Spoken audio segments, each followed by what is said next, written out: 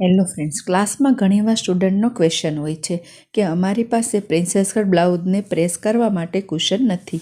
આજે આપણે એ જ જોવાના છીએ કે કુશન વિના બ્લાઉઝને પ્રેસ કેવી રીતે કરવું અને તેનો ફાઇનલ લુક કેવો હોય છે. ફાઇનલ લુક કેવો હોય છે તે વિડીયોના એન્ડમાં બતાવેલું છે, માટે ફૂલ વિડીયો વોચ કરજો. અહીંયા તમે જોઈ શકો છો, પ્રિન્સેસ કટની સિલાઈ છે તે રાઉન્ડ શેપમાં હોય છે. જો તમે અહીંયા વ્યવસ્થિત ઇસ્ત્રી નહીં લગાવો તો બ્લાઉઝ ઉપરની સાઈડ ખેંચાય છે.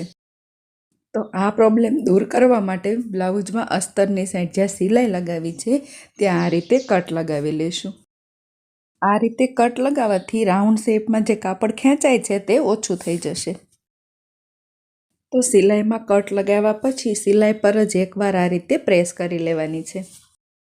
તો અહીંયા સિલાઈમાં કટ લગાવી અને આ રીતે પ્રેસ કરવાથી 50% પ્રોબ્લેમ તો તમારો અહીંયા જ દૂર થઈ જશે. થઈ ગયા પછી હવે બ્લાઉઝની રાઈટ સાઈડથી પ્રેસ લગાવીશું.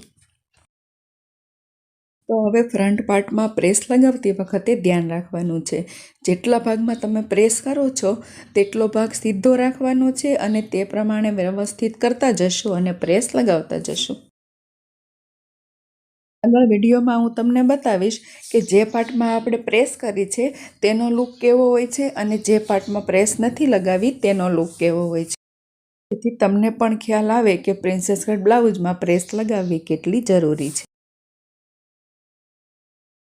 તો અહીંયા આપણે પ્રિન્સેસ કટ બ્લાઉઝમાં પ્રેસ તો લગાવી લીધી, પણ હવે આ પફને વ્યવસ્થિત કેવી રીતે રાખવો તો આગળ વિડીયોમાં આપણે તે પણ જોઈએ.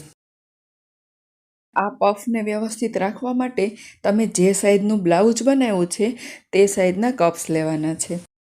તમારી પાસે એ જ સાઈઝના કપ્સ ન હોય તો તમે એક સાઈઝ નાની મોટી પણ લઈ શકો છો.